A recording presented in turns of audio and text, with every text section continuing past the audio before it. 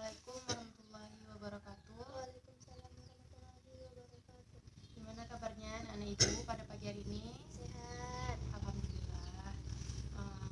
Puji syukur kita panjatkan kehadirat Allah Subhanahu wa taala yang mana pada pagi hari ini kita bisa berkumpul kembali dalam keadaan sehat walafiat. Nah, tak lupa juga selawat beriring salam kita hadiahkan kepada junjungan kita Nabi besar Muhammad SAW dengan ucapan Allahumma sholli ala sayyidina Muhammad wa ala ali sayyidina Muhammad.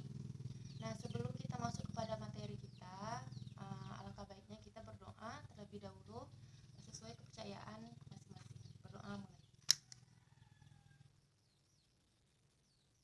Doa selesai. Nah, sebelum itu Ibu akan mengabsen ya. Absen dulu. Siapa yang tidak hadir?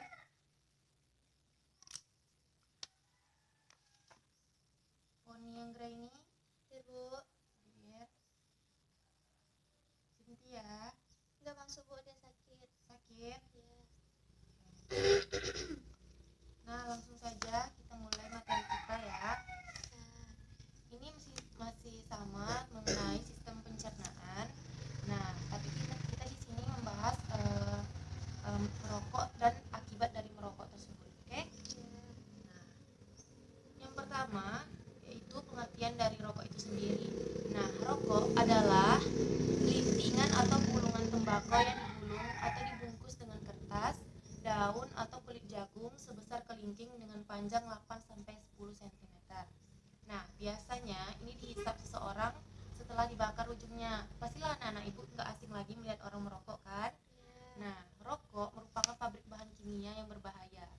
Nah, hanya dengan membakar dan menghisap sebatang rokok saja dapat diproduksi lebih dari 4.000 jenis bahan kimia. Nah, banyak sekali ya bahan kimia yang terkandung dalam rokok tersebut. Dan 400 diantaranya itu beracun, 40 diantaranya bisa berakumulasi dalam tubuh dan dapat menyebabkan kanker.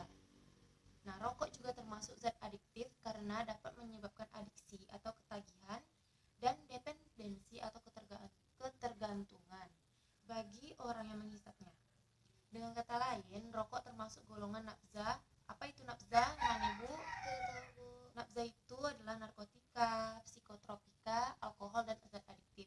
Nah, nafza inilah yang terkandung dalam rokok tadi. Kayak anak Ibu.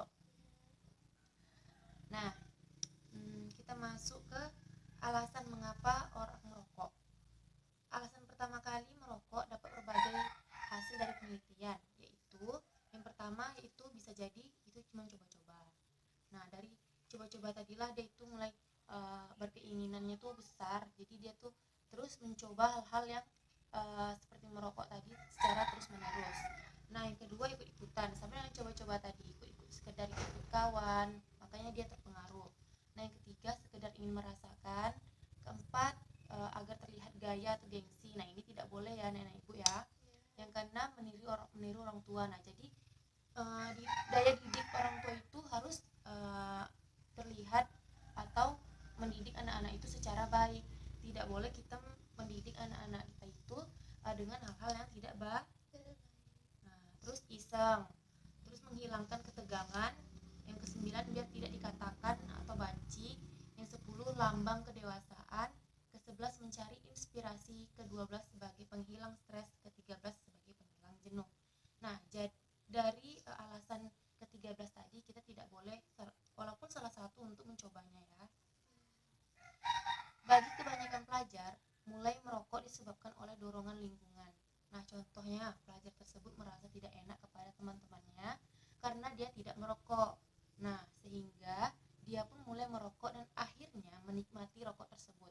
Kebanyakan pelajar juga beranggapan bahwa dengan merokok dirinya merasa sangat hebat, gaya, dan ditakuti. Nah, padahal jika dia tidak pandai menjaga dirinya, rokok adalah awal dari terjerumusnya seseorang kepada obat-obatan terlarang. Nah, jadi dari rokok tadi kita bisa beradaptasi pula dengan obat-obat yang terlarang ya. Jadi itu tidak boleh. Kalau bisa harus dihindarkan. Nah, pengertian perokok aktif. Nah, sekarang kan rokok dibedakan menjadi dua. Jenis perokok itu ada perokok aktif dan perokok pasif. Nah, perokok aktif itu adalah seseorang yang dengan sengaja saja menghisap lintingan atau gulungan tembakau yang dibungkus biasanya dengan kertas, daun, dan kulit jagung. Secara langsung mereka juga menghirup asap rokok yang mereka hembuskan dari mulut mereka. Tujuannya pasti ada dong kan?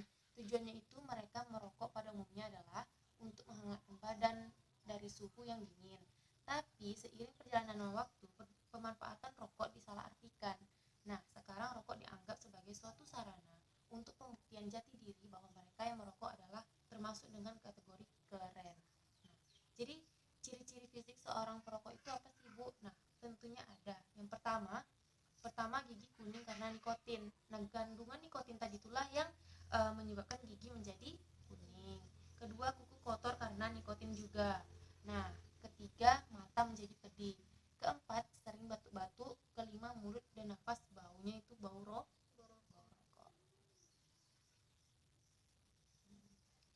Jadi pengertian tadi kan pengertian perokok aktif, sekarang pengertian perokok pasif.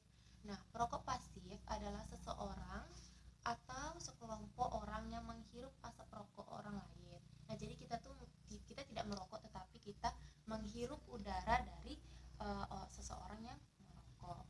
Nah, telah terbukti bahwa perokok pasif mengalami risiko gangguan kesehatan yang sama seperti perokok aktif. Nah, perokok aktif tadi itulah dia yang merokok,